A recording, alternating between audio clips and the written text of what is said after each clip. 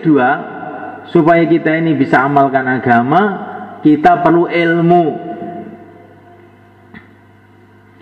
Yang pertama kali ilmu fadhail, yaitu dengan membaca kitab Fadilah Amal sampul hijau yang kemarin kamu baca waktu keluar 2 hari itu. Sudah tahu? Yang belum punya usahakan beli.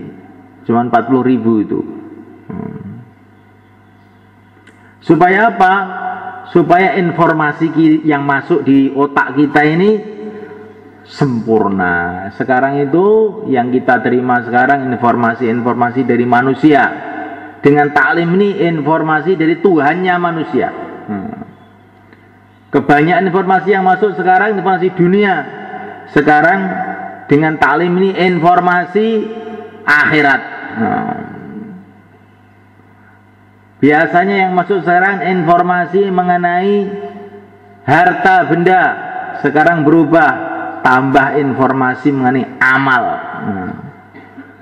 Dulunya nilai-nilai harta benda, sekarang nilai-nilai amal. Khasiatnya aluminium apa, khasiatnya uranium apa, khasiatnya emas apa, besi apa. Nah, sekarang berubah, khasiatnya sholat apa, nah, khasiatnya puasa apa, khasiatnya zikir apa. Itu ada khasiatnya itu. Dengan kita baca kitab Fadilah Amal. Yang dulu informasi dunia, sekarang informasi akhirat. Dulu informasi dari manusia, sekarang informasi dari Tuhannya manusia. Dulu informasi dari mengenai nilai-nilai benda, sekarang nilai amal. Dulu informasi dari orang-orang biasa, sekarang informasi dari para nabi, para sahabat, para ulama, para wali-wali Allah. Itulah taklim Fadilah Amal. Diulang. Fadilah Amal ini ya, baca di rumah, baca di masjid, baca di musola sekolahan. Ayo, diulang.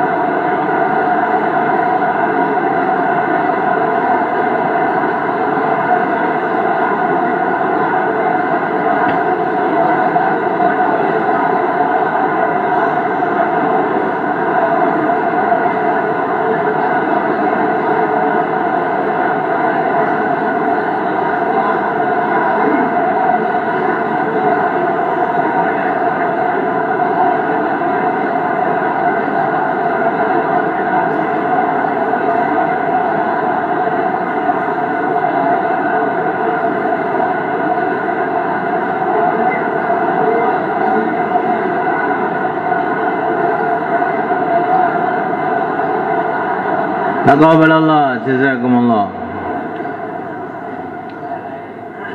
Kemudian supaya kita mendapatkan ilmu, kita harus dekat dengan para ulama. Nah, di mana aja kita harus dekat dengan para ulama. Kita ini punya jasad. Kalau ingin jasad kita ini selamat, kita ini harus dekat dengan dokter. Supaya kalau sakit itu ada yang ngobati, ya enggak? Kita punya ruh. Nah, kita harus dekat dengan para ulama. Kamu harus tahu tandanya ulama itu apa. Tandanya ulama itu, kamu tanya aja, dia punya hubungan baik dengan tokoh-tokoh ulama atau tidak. Kalau tidak, itu bukan ulama. Tandanya dokter itu apa? Tahu tuh, tokoh-tokoh dokter di UNS Solo tahu, di UNER tahu, tokoh-tokoh bedah, dokter Tunjung itu. Dokter Tanjung, wah, oh ini dokter betulan. Tapi kalau dokter nggak ngerti tokoh-tokoh dokter gadungan, ijazahnya palsu, gawat, nanti bisa bunuh orang begini nih. Begitu juga kalau kamu ingin tahu ulama, kamu tanya, bagaimana pendapat bapak mengenai Imam Syafi'i? Alah, Imam Syafi'i itu sama aja. Oh, bapak bukan ulama, bapak ulama gadungan. Sudah gitu aja. Tandanya ulama itu tahu tokoh-tokoh ulama, menghormati tokoh-tokoh ulama. Al-Imam Syafi'i, Al-Imam Al-Ghazali, Al-Imam Malik, Al-Imam Bukhari. Kalau orang itu menghormati mereka, ngikuti mereka, ini ulama. Kalau bukan, membahayakan, meragukan. Saya percaya Ustadz ini pandai, tetapi ilmunya meragukan. Loh, kenapa meragukan? Karena Bapak tidak ikut prosedur ilmu, tidak tahu tokoh-tokoh ilmu, maka saya tidak mau ngaji pada Bapak. Tapi insya Allah tiap hari saya akan datang ke sini bawa oleh-oleh pisang 1 tundun. Nah, tapi kalau belajar saya tidak mau, meragukan Ustadz. Nah, paham? Berani nggak gitu? Oh, kacangan nggak berani. Sudah. Tulang.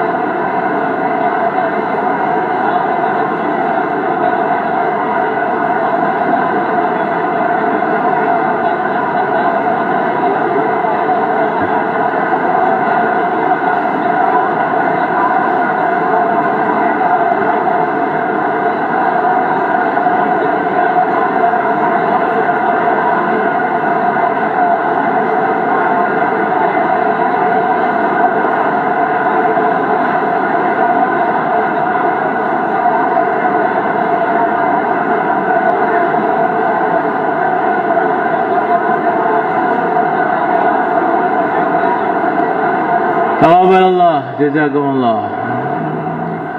Kemudian yang ketiga, supaya kita bisa amal agama, kita perlu buat suasana ibadah. Karena dengan suasana ibadah itu orang itu akan merasa sebagai hamba. Di tengah-tengah kesibukannya di sawah, di ladang, di pasar, di rumah, Allahu Akbar, wah ini panggilan dari Allah. Wudu, pergi ke masjid, sholat dengan khusyuk, dengan gembira, panggilan dari Allah, baru dia merasa hamba. Tapi kalau Allahu Akbar malah makan bakso, oh nanti itu jadi kayak binatang. Binatang itu nggak ada waktunya, makan aja. Binatang trowelu, mana ada trowelu pakai jadwal makan, pokoknya setiap saat makan aja. Hayang sholat malah minum kopi. Trowelu apa menuso? Nah, malaikat Allah Subhanahu wa taala suasana ibadah, terutama sholat 5 waktu berjamaah dan puasa Ramadan ini. Puasa Ramadan ini kita dididik untuk betul-betul merasa hamba.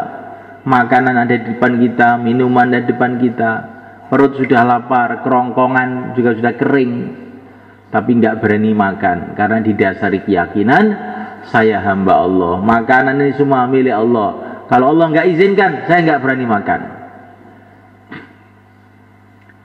Kamu berani masuk rumahnya orang tahu-tahu makan tanpa izin pemilik rumah? Oh, digebukin orang kamu. Ya. Ini dunia ini milik Allah. Kamu makan tidak pakai izin Allah, kamu itu maling sebetulnya. Di sisi Allah maling. Nah, ini milik Allah kok makan tanpa izin Allah. Nah, itulah namanya puasa. Sholat 5 waktu sama puasa dijaga betul. Habis sholat usahakan betul ini, baca ayat kursi walaupun sekali, supaya hatinya itu tidak mudah dipengaruhi sama suasana-suasana yang buruk.